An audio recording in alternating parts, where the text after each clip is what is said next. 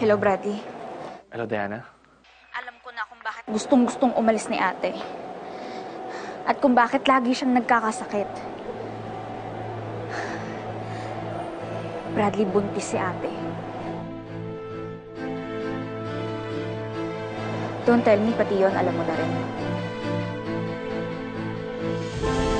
Diana, wala akong alam dyan, ah. I'm just shocked as you are. Pero, sino nagsabi sa'yo? Si Lorna.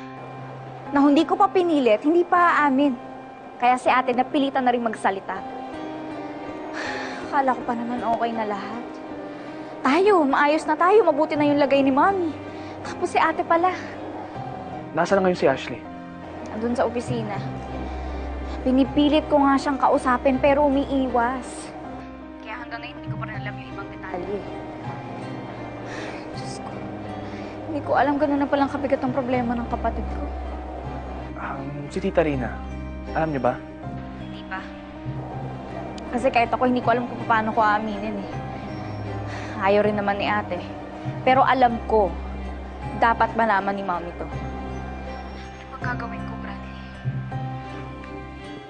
Diana, hayaan mo na lang siya. She was just caught off guard today, kaya siguro she's not thinking properly. Look, kung ayaw niya ipaalam, then so be it.